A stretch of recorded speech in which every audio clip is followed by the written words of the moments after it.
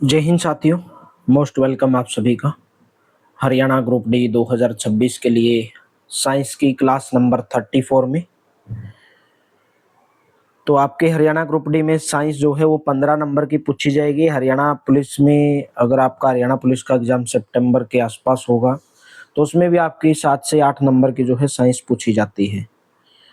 अगर आपको सभी क्लासेज अच्छी लगती हैं तो क्लास को लाइक कर दिया करो, शेयर कर दिया करो अपने दोस्तों के साथ में ज़्यादा से ज़्यादा। बाकी हमारी क्लासेज का टाइम ये है, डेली सुबह 7 बजे आपको Haryana GK, Haryana current affair, सभी हरियाणा करंट अफेयर चले हुए 1 से 10 तारीख तक कंटिन्यू चल रही है। हरियाणा करंट अफेयर जिसको करनी है फटाफट से कर लीजिए। एक दिन में 1 महीने की करंट अफेयर्स करवाई जा रही है। इंडिया जीके डेली सुबह 11 बजे, साइंस दोपहर को 2 बजे, डेली मॉक टेस्ट रात को 9 बजे। कंप्लीट हरियाणा ग्रुप डी की पीडीएफ के लिए आप इस नंबर के ऊपर व्हाट्सअप कर सकते हैं। 230 रुपीज इसका प्राइस रहेगा। डिस्क्रिप्शन में टेलीग्राम व्हाट्सअप का लिंक दिया गया, आप वो फटाफट से उनको ज्वाइन कर लीजिए। तो चलिए क्वेश्चन की शुरुआत करेंगे। कॉपर सल्फेट के एक सूत्र इकाई में जल के कितने अणु उपस्थित होते हैं? How many water molecules are present in one formula unit of copper sulphate? देखो ये कॉपर सल्फेट है, CuSO4 5H2O। The chemical formula of copper sulphate का फॉर्मूला होता है CuSO4 5H2O। तो इसके अंदर आपको वाटर के अणु पूछा गया, यानी कि कितने हैं? 5 वाटर मोलिकुल्स इन वन फॉर्मूला यूनिट। तो कितने हैं? 5 हैं। ठीक है, जैसे आप यहाँ पे देख रहे होंगे, इसका एक यूनिट भी देख रहे होंगे। कॉपर है, सल्फेट है, तो कॉपर सल्फेट यानी कि 5 अणु होते हैं। ऑप्शन नंबर आपका ए करेक्ट हो जाएगा। ठीक है, और नेक्स्ट बताइए। बेकिंग सोडा बनाने में मूल पदार्थ के रूप में किसका उपयोग किया जाता है? बेकिंग सोडा बनाने में मूल पदार्थ के रूप में किसका प्रयोग किया जाता है? बेकिंग सोडा का जो रासायनिक नाम है वो क्या होता है? सोडियम हाइड्रोजन कार्बोनेट होता है। ठीक है, सोडियम हाइड्रोजन कार्बोनेट होता है, सोडियम हाइड्रोजन कार्बोनेट। यानी कि अगर मैं बात करूं मूल पदार्थ के रूप में किसका प्रयोग किया जाता है, वैसे बेकिंग सोडा का जो सूत्र है ये होता है NaHCO3, NaHCO3 यानी कि sodium hydrogen carbonate, and it's manufacture from sodium carbonate Na2CO3। ये बोले कि Na2CO3 से बनता है, लेकिन मैं Na2CO3 के बजाय इसको आप NaCl बोलूंगा मैं, कि सोडियम क्लोराइड से बनता है। कैसे बनता है पूरा फॉर्मूला आपको बताऊंगा। ठीक है, ये देखिए Na2 सोडियम भी होता है इसके अंदर, भाई कार्बोनेट भी होता है। ये यहाँ तो ये बात सही है कि Na2CO3 से बनता है, लेकिन ये NaC प्लस में H2O, NaC प्लस में H2O प्लस में कार्बन डाइऑक्साइड और प्लस में NH3 यानी कि अमोनिया, ये मिलकर के क्या बनाते हैं? NH4Cl, NH4Cl प्लस में NaHCO3, सोडियम यानी कि बेकिंग सोडा बनाते हैं, सोडियम हाइड्रोजन कार्बोनेट बनाते हैं। तो बेकिंग सोडा बनाने में मूल पदार्थ के रूप में प्रयोग किया जाता है सोडियम क्लोराइड का, यानी कि NaCl का। NaCl plus water plus carbon dioxide plus ammonia, तो NH4Cl बनेगा, अमोनियम क्लोराइड बनेगा, प्लस में सोडियम हाइड्रोजन कार्बोनेट जो बेकिंग सोडा का फॉर्मूला होता है। नेक्स्ट ए ऑप्शन लगाओगे। निम्न में से किसका उपयोग सोडा अम्ल अग्निशमक के रूप में क्यों प्रयोग किया जाता है? Which of the following is used as a soda acid fire extinguisher, यानी कि आग बुझाने वाला जो यंत्र होता है उसके अंदर पूछा गया कि किसका प्रयोग किया जाता है। तो उसके अंदर प्रयोग किया जाता है मेरे दोस्तों baking soda. Option number C option correct हो जाएगा। सोडा अम्ल अग्निशमक में सोडियम बाइकार्बोनेट, बेकिंग सोडा और सल्फ्यूरिक अम्ल का प्रयोग किया जाता है। आग बुझाने के लिए CO2 गैस बनती है जो आग को दबाती है। Soda acid fire extinguisher use sodium bicarbonate plus में सल्फ्यूरिक एसिड होता है, और क्या बनाती है वो मिलकर के? कार्बन डाइऑक्साइड बनाती है, और कार्बन डाइऑक्साइड क्या करती है? आग को बुझाने का काम करती है।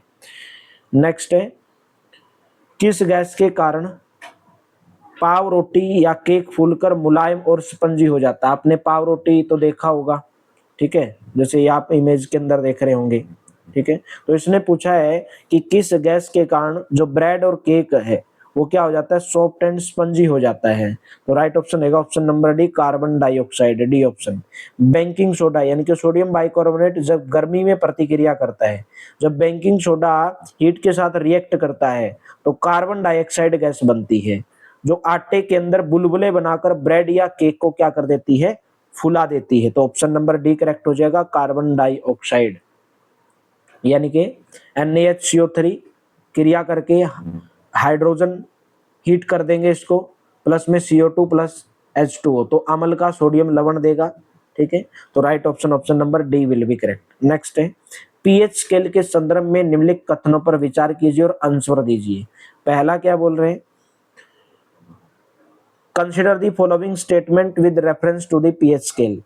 इसे सामान्यतः 0 से 14 तक पीएच ज्ञात कर सकते हैं। ये बोले कि it can generally measure pH from 0 to 14। तो यहाँ पे एक पीएच स्केल दिया गया है, तो 0 से 14 हम ज्ञात कर सकते हैं, पहला सही है। किसी भी उदासीन विलयन के पीएच का मान 7 होता है, उदासीन बोला गया है, पीएच मान 7 होता है, ये भी सही है। ठीक है भाई, कोई भी जब न्यूट्रल कब होगा सॉल्यूशन, जब उसका पीएच मान 7 होगा। किसी विलयन में हाइड्रोनियम आयन की सांद्रता जितनी अधिक होगी उसका पीएच मान उतना ही अधिक होगा। ठीक है, देखिए जिस भी विलयन के अंदर, जिस भी सॉल्यूशन के अंदर हाइड्रोनियम आयंस की जो कंसंट्रेशन है वो ज्यादा होगी तो उसकी पीएच वैल्यू ज्यादा नहीं होगी, उसकी पीएच वैल्यू कम होगी, क्योंकि हाइड्रोनियम आयन की मात्रा जितनी अधिक विलयन का पीएच मान उतना ही कम। तो थर्ड इसके अंदर गलत है, तो पहला और दूसरा इसके अंदर सही हो जाएगा बी। और जिसका पीएच मान 7 से कम है उसको एसिडिक अम्लीय बोलेंगे, और जिसका पीएच मान 7 से ज्यादा उसको अक्षारीय एल्केलाइन बोलेंगे। प्राकृतिक अम्ल एवं अक्षारक की उपस्थिति को सूचित करते हैं। The presence of natural acid and bases in is indicated by, किसके द्वारा इंडिकेटेड, हाइड्रेंजिया। ठीक है, हाइड्रेंजिया, ऑप्शन नंबर आपका ए करेक्ट हो जाएगा।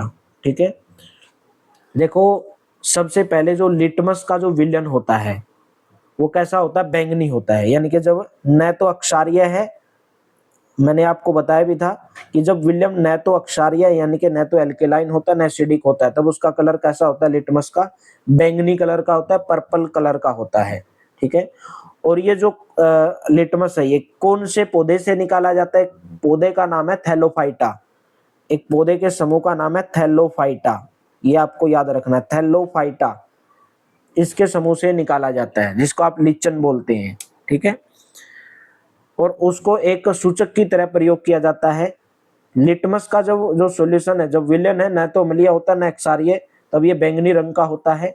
और बहुत सारे प्राकृतिक पदार्थ, नेचुरल पदार्थ, जैसे हम यहाँ पे देख रहे होंगे लाल पत्ता गोभी आपको नजर आ रही है, हल्दी हो गई, टर्मरिक, ठीक है, पिटूनिया, जेरेनियम, ये कई फूलों की जो रंगीन पंखुड़ियां हैं, किसी भी विलन में, किसी भी सॉल्यूशन में एसिड और एल्केलाइन की जो प्रेजेंस है उसको सूचित करते हैं।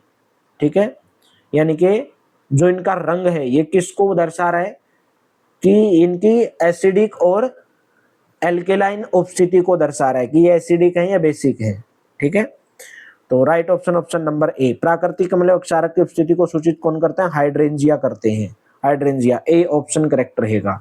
ठीक है, जैसे आप कलर भी देख रहे होंगे यहाँ पे, न्यूट्रल का कलर आपको दिख रहा होगा बैंगनी कलर, एसिडिक का अम्ल कैसा होगा, बेसिक कैसा होगा, ब्लू कलर। ठीक है, बैंगनी बैंगनी भी कलर है, ये आपका रेड कलर के अंदर चेंज हो जाता है।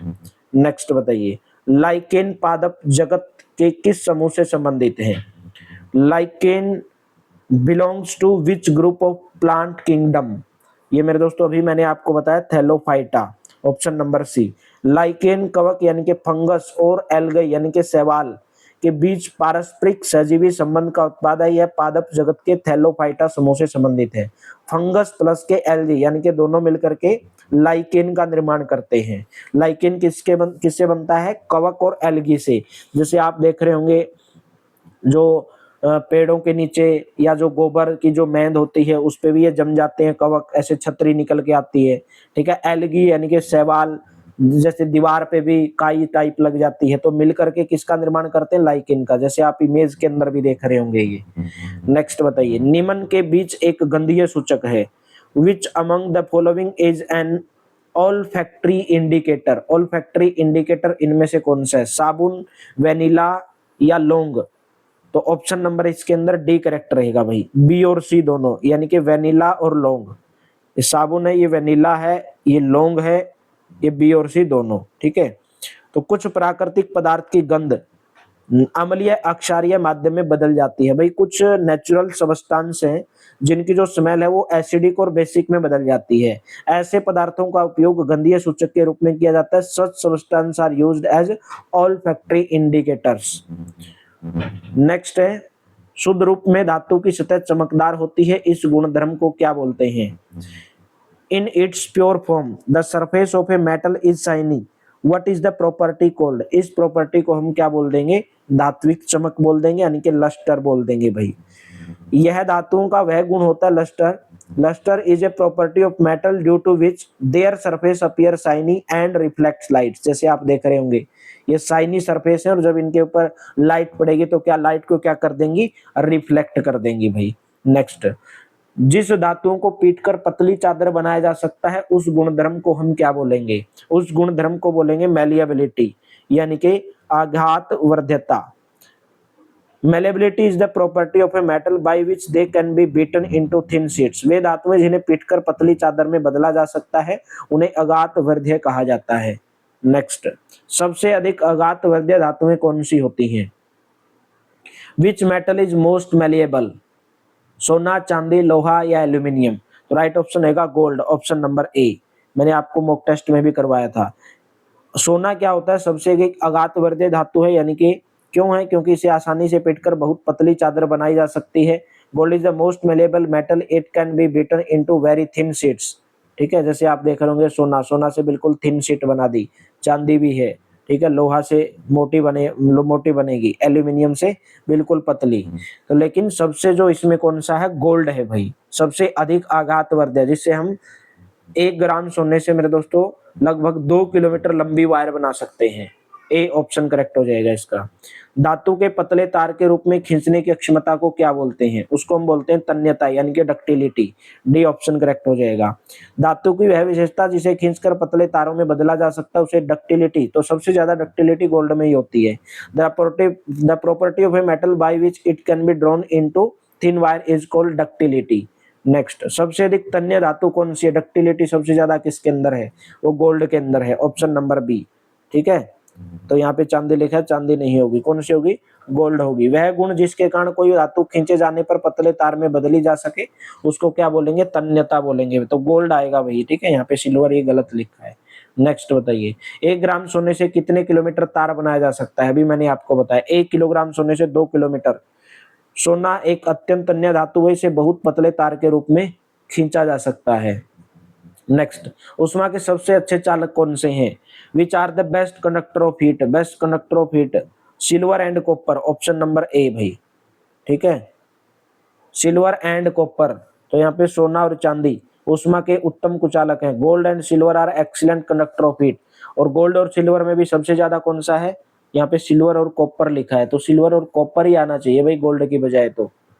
ठीक है, सिल्वर और कॉपर आना चाहिए, गुना की गोल्ड। यहाँ पे गोल्ड लिखा है तो सिल्वर और कॉपर लगाओगे इसका। ठीक है, सिल्वर कॉपर। भाई चालक का मतलब है जिसमें से इलेक्ट्रिसिटी अच्छे से पास हो जाए, जो इलेक्ट्रिक का अच्छा चालक हो, अच्छा कंडक्टर हो। ठीक है, good conductor of electricity silver है। सबसे ज्यादा अच्छा कौन सा? सिल्वर होता है। नेक्स्ट, उष्मा के कुचालक कौन है इनमें से? चांदी, तांबा, लेड तथा मरकरी या इनमें से कोई नहीं? भाई कुचालक का मतलब होता है पुअर कंडक्टर ऑफ हीट का मतलब होता है, पुअर कंडक्टर ऑफ इलेक्ट्रिसिटी का मतलब होता है जिसमें से हम इलेक्ट्रिसिटी अच्छे से पास नहीं कर सकते। लेड एंड मरकरी भाई उष्मा के कुचालक होते हैं, poor conductor of heat. Option number कौन सा करेक्ट हो जाएगा? सी ऑप्शन करेक्ट हो जाएगा। ये मरकरी है और ये लेड है, ये जल्दी गर्म नहीं होते हैं। जो धातुएं कठोर सतह से टकराने पर आवाज उत्पन्न करती है उसको क्या बोलते हैं? उसको हम ध्वनिक बोलते हैं, यानी कि सोनोरस बोलते हैं। कुछ धातुएं जब किसी कठोर सतह से टकराती हैं तो स्पष्ट ध्वनि उत्पन्न करती है। जैसे यहाँ पे घंटी की आवाज है, ये घंटे से हथौड़े को मार रहे हैं, हथौड़े से मार रहे हैं घंटी को, तो ज्यादा आवाज उत्पन्न होगी तो उसको क्या बोलेंगे? उसकी सोनोरिटी बोलेंगे। ऑप्शन नंबर ए करेक्ट हो जाएगा। नेक्स्ट, जैसे घंटी आपने देखा होगा, स्कूल के अंदर भी घंटी बजती है तो उसको पीटते हैं तो ज्यादा आवाज होती है। स्कूल की घंटी धातु की क्यों बनी होती है? तो अभी तो मैंने आपको बताया, it can sustain vibration for a long time, लंबे समय तक कंपन को सहन करती है। धातु से बनी घंटी में ध्वनि उत्पन्न करने की क्षमता जो है और लंबे समय तक कंपन को सहन करने की विशेषता होती है, इसलिए स्कूल की जो घंटी है वो धातु की बनाई जाती है सी ऑप्शन करेक्ट रहेगा। और इसको हम क्या बोलेंगे, सोनोरस बोलेंगे, यानी कि ध्वनिक बोलेंगे हिंदी में। इनमें से कौन धातु नहीं है, आयरन, कॉपर, एल्यूमिनियम या sulphur. Which of the following is not a metal, तो इसमें से मेटल नहीं है, सल्फर, डी ऑप्शन करेक्ट हो जाएगा। आयरन भी है, कॉपर भी है, एल्यूमिनियम भी है, लेकिन सल्फर नहीं है। सल्फर क्या है, एक नॉन मेटल है, धातु है। Iron, copper and aluminium are metals as they are lustrous, यानी कि ये क्योंकि ये चमकदार होती हैं, ठीक है। गुड कंडक्टर होती हैं हीट की एंड इलेक्ट्रिसिटी की, और आर मेलिएबल होती हैं, ठीक है, यानी कि अगात वर्ध्य होती है, इनको तोड़ा मरोड़ा जा सकता है। एंड डक्टाइल होती हैं, तन्यता भी होती है। सल्फर एक नॉन मेटल है। It is brittle and does not have property like metal, इसके अंदर मेटल की तरह प्रॉपर्टी नहीं होती है, तो सल्फर क्या है, कि नॉन मेटल है। इनमें से कौन अधातु नहीं है, कार्बन, ऑक्सीजन, हाइड्रोजन और मैग्नीशियम। अगर मैं बात करूं अधातु नहीं है, तो अधातु इसमें मैग्नीशियम नहीं है, तो मैग्नीशियम मेटल है। कार्बन क्या है, नॉन मेटल है। ऑक्सीजन नॉन मेटल है। हाइड्रोजन नॉन मेटल है। मैग्नीशियम एक मेटल है। कार्बन, ऑक्सीजन और हाइड्रोजन नॉन मेटल हैं, क्योंकि इनके अंदर चमक नहीं होती, ये भंगुर होते हैं और ऊष्मा और विद्युत के अच्छे चालक नहीं होते हैं। मैग्नीशियम एक मेटल है, इसमें चमक भी होती है, मैलिएबल भी होती है, डक्टिलिटी भी होती है और ऊष्मा और विद्युत का अच्छा चालक भी होता है। तो इसमें अधातु कौन सी नहीं है मेरे दोस्तों, magnesium, option number D correct हो जाएगा। नेक्स्ट बताइए, ऐसी कौन सी धातु है जो द्रव होती है। Which non metal is in liquid state, which non metal is in liquid state. Non metal है, नॉन मेटल मेरे दोस्तों bromine, option number A correct हो जाएगा। ब्रोमीन, बी आर से जिसे हम डिनोट करते हैं, A option will be correct, ठीक है।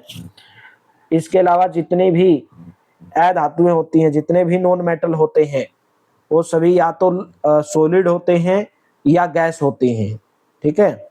या तो सॉलिड होते हैं, ब्रोमीन को छोड़ करके सारी की सारी जो नॉन मेटल हैं वो या तो सॉलिड होंगी या गैस होंगी, लेकिन ब्रोमीन क्या है, एक लिक्विड है भाई, जो नॉन मेटल भी है।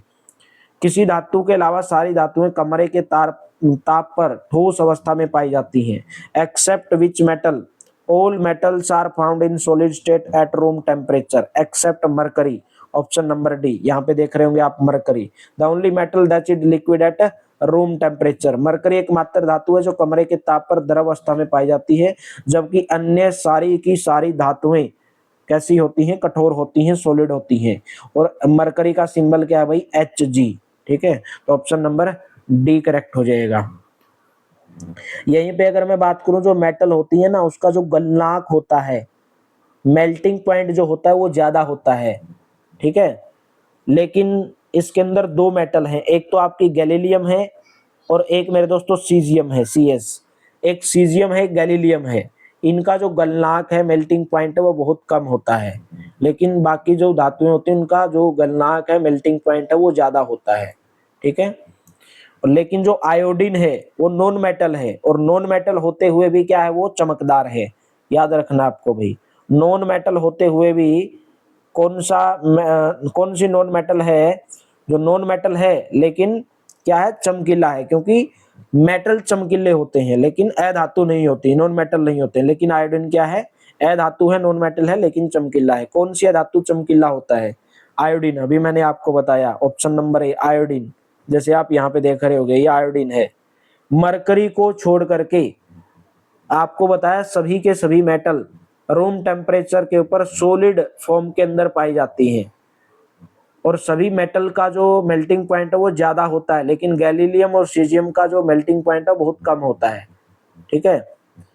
क्योंकि जो गैलीलियम और सीजियम है, अगर आप इनको हथेली पर रखोगे तो दोनों की दोनों जो गैलियम और सीजियम है वो पिघलने लगेंगे भाई। और जो आयोडीन है वो नॉन मेटल होते हुए भी क्या है, चमकीली है। कार्बन का प्रूफ कौन सा है, मोस्ट इंपोर्टेंट है। Which is an allotrope of carbon, carbon का एलोट्रोप है हीरा, ऑप्शन नंबर सी करेक्ट हो जाएगा, यानी कि डायमंड। एलोट्रोप्स वे तत्व होते हैं जो एक ही तत्व के होते हुए भी उनकी संरचना अलग अलग होती है, इसलिए उनके गुण भी अलग होते हैं। तो कार्बन का जो अप्रूप है वो हीरा, यानी कि डायमंड भाई।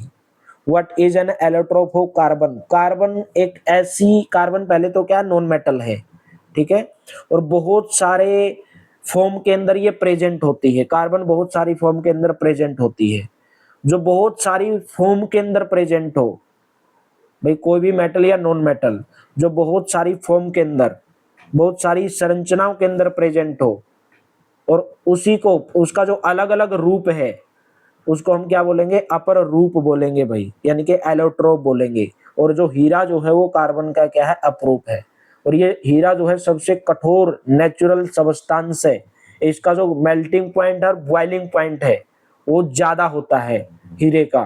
ठीक है। कार्बन का एक अन्य अपरूप कौन सा है, ग्रेफाइट भी है। और ग्रेफाइट क्या होता है, विद्युत का सुचालक होता है भाई। ठीक है, ग्रेफाइट भी है, हीरा और ग्रेफाइट। नेक्स्ट, सबसे कठोर प्राकृतिक पदार्थ कौन सा है, सबसे कठोर, राइट ऑप्शन ऑप्शन नंबर ए, यानी कि हीरा भाई, डायमंड, ए ऑप्शन करेक्ट हो जाएगा। Diamond is the hardest natural substance and is used in jewellery and industrial tools, option number A correct हो जाएगा। ठीक है। कार्बन का एक अन्य अपरूप एलोट्रोप मैंने बताया था, ग्रेफाइट, जो विद्युत का सुचालक होता है, गुड कंडक्टर ऑफ इलेक्ट्रिसिटी। चाकू से आसानी से काटा जा सकता है, can be easily cut with knife, lithium, sodium या पोटेशियम। देखो एक लिथियम है, ये सोडियम है और पोटेशियम है। तो सोडियम को भी, पोटेशियम को भी और लिथियम को भी हम ये बहुत मुलायम मेटल्स होते हैं, बहुत मुलायम धातु होती हैं जिनको चाकू से आसानी से काटा जा सकता है। ठीक है। अक्षार धातुएं, यानी कि जिसको हम एल्कली मेटल्स बोलते हैं, तो ऑप्शन नंबर डी रहेगा पहली बात। तो एल्कली मेटल जैसे लिथियम यानी कि Li, सोडियम यानी कि Na, पोटेशियम यानी कि K, ये बहुत मुलायम होती हैं, चाकू से इनको काटा जा सकता है।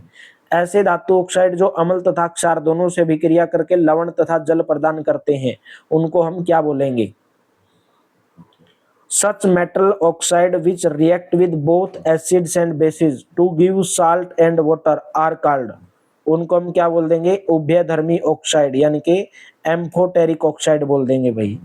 एम्फोटेरिक ऑक्साइड वे ऑक्साइड होते हैं जो अम्लों के साथ अभिक्रिया करके लवण और जल बनाते हैं तथा अक्षारकों के साथ अभिक्रिया करके लवण और जल बनाते हैं। जैसे यहाँ पे जिंक ऑक्साइड है, एल्यूमिनियम ऑक्साइड है, Be, बेरियम ऑक्साइड है। ठीक है। जैसे यहाँ पे HCl है। ठीक है। हाइड्रोजन क्लोराइड है, ये ZnO के साथ में अभिक्रिया करके क्या बनाएगा, ZnCl2 क्या है, जिंक क्लोराइड, ये क्या है, एक लवण है। ठीक है। जिंक क्लोराइड क्या है, लवण यानी कि साल्ट, और साथ में क्या बनाएगा, H2 यानी कि वाटर बनाएगा।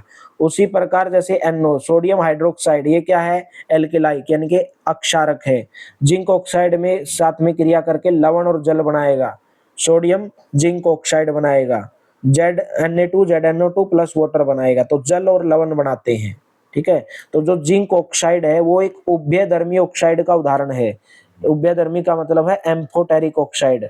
वे मेटल जो ऑक्साइड, वे धातु ऑक्साइड, वे मेटल ऑक्साइड जो रिएक्ट करके एसिड एंड बेस के साथ में सोल्ट और वाटर बनाते हैं, उसको हम क्या बोलते हैं, उभयधर्मी एम्फोटेरिक ऑक्साइड बोलते हैं।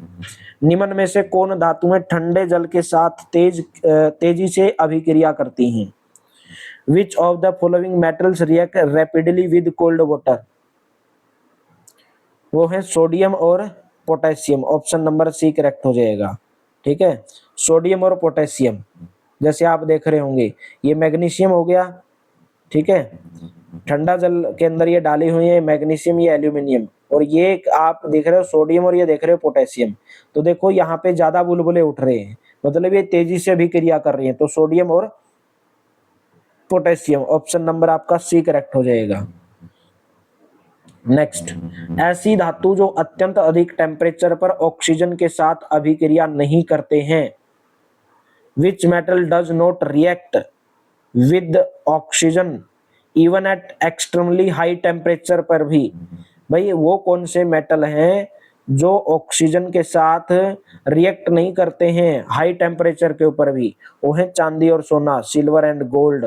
Gold and silver do not react with oxygen even at extremely high temperature, option number A correct हो जाएगा। ठीक है।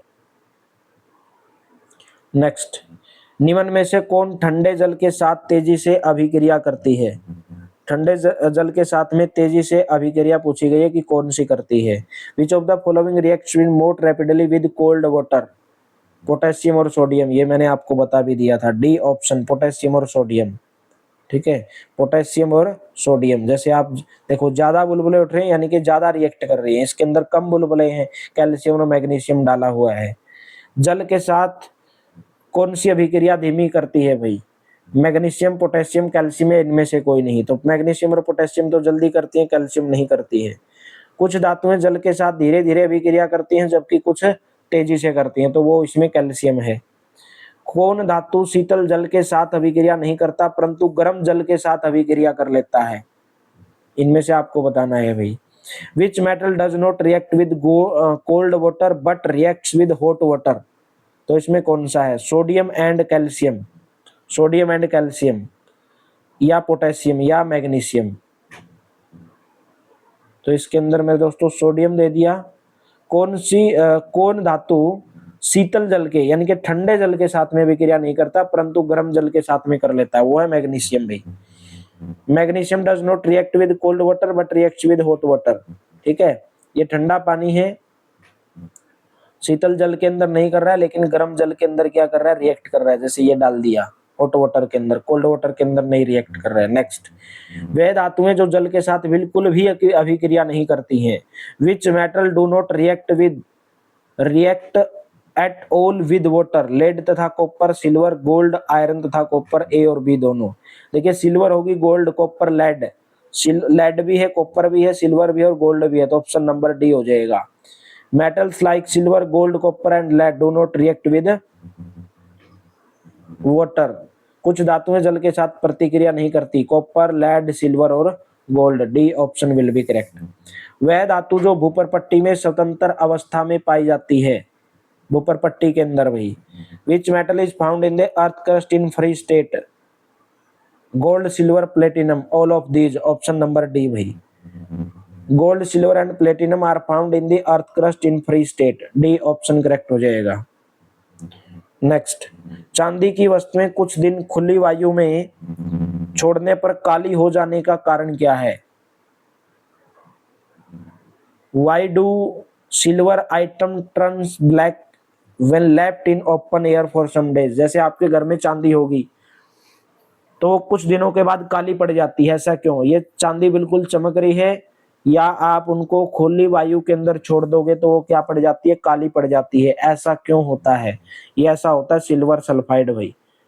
Silver react with sulphur, silver sulphur के साथ में रिएक्ट कर लेता है।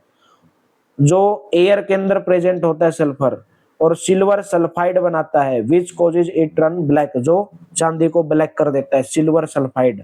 डी ऑप्शन करेक्ट हो जाएगा। लोहे को जंग लगने से कैसे बचाया जा सकता है? How can we prevent iron from getting rusting? क्या कर देंगे भाई इसको? By painting, by applying grease, grease लगाकर, बाय गैल्वेनाइजेशन। तो उपरोक्त सभी। डी ऑप्शन भाई। जंग क्या है? केमिकल रिएक्शन है that occurs in the presence of oxygen. Oxygen और नमी की उपस्थिति में। जंग कहाँ कब लगता है? ऑक्सीजन और नमी की प्रेजेंट में ही लगता है।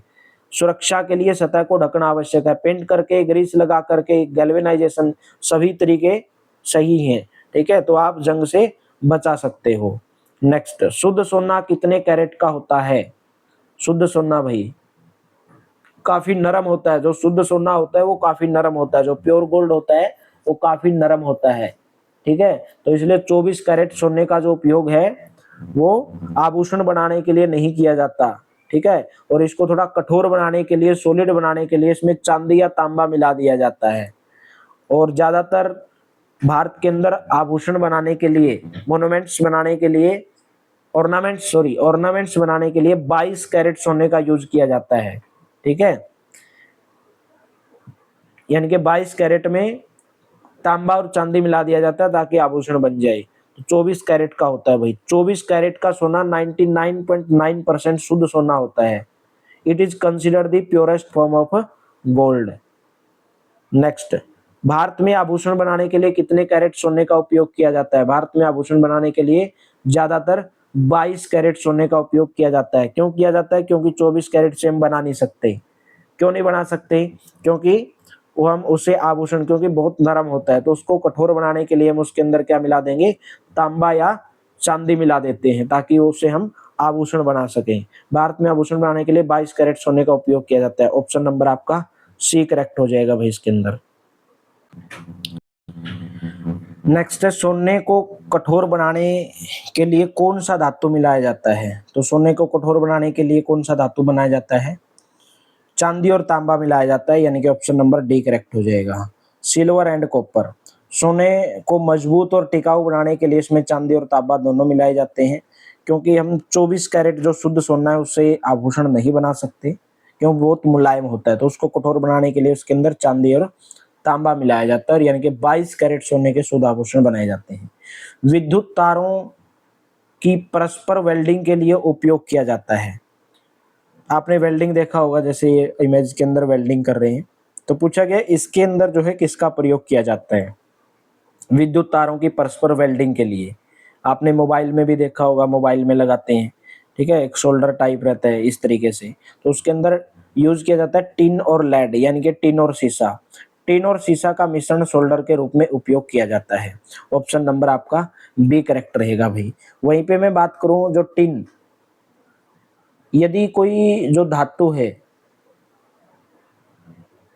शुद्ध धातु की अपेक्षा, यानी कि जो कोई भी अगर प्योर मेटल है और जो एक मिक्सचर है, यानी कि एक मिश्र धातु है और एक प्योर धातु है, तो प्योर धातु की तुलना में जो मिश्र धातु है, मिश्र धातु की जो विद्युत चालकता है और जो गलनांक है वो कम होता है।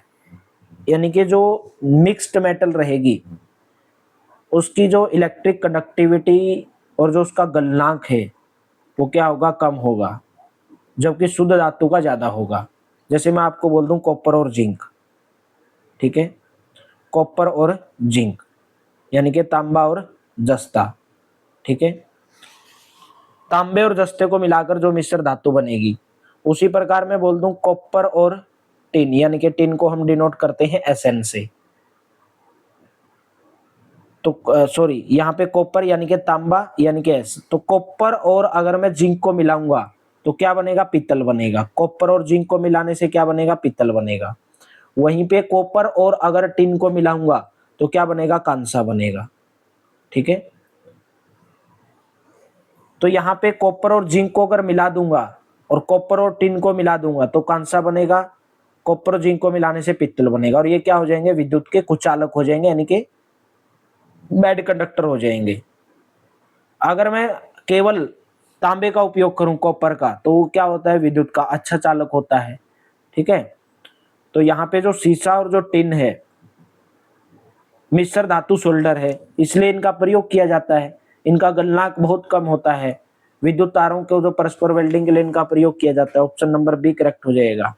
नेक्स्ट, वूपर पट्टी में खनिजों के रूप केवल कार्बन की मात्रा है। In earth crust the amount of carbon present in mineral is only, कितने परसेंट कार्बन पाया जाता है वूपर पट्टी में खनिजों के रूप में? कार्बन की मात्रा 0.03, 0.02 या 2% या 0.05। इसका आंसर भाई आपको कमेंट बॉक्स के अंदर होमवर्क के रूप में देना है। क्लास अच्छी लगी हो, बेहतर लगी हो तो सेशन को लाइक कर दो, शेयर कर दो अपने दोस्तों के साथ में ज़्यादा से ज़्यादा। बाकी हम इस सीरीज को जल्द ही ख़त्म करने जा रहे हैं। आपके सीरीज में मान के चलता हूँ लगभग 1 वीक के अंदर खत्म हो जाएगी। 10 तारीख तक 100% ये पूरी एनसीईआरटी खत्म हो जाएगी।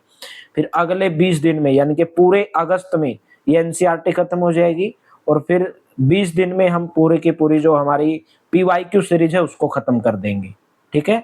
तो बच गया हमारे पास सितंबर, अक्टूबर, मान के चलो आपका एग्जाम नवंबर में ही होगा, तो अक्टूबर में आपको एक एनसीईआरटी सीरीज और कराऊंगा। और डेली हमारी मेरे दोस्तों इस सीरीज को भी ज्वाइन करते रहना, जो डेली रात को 9 बजे मॉक टेस्ट चलता है। बाकी क्लासेज आती है इनको भी ज्वाइन करते रहना। बाकी मिलेंगे कल की क्लास में। Thank you, have a nice day.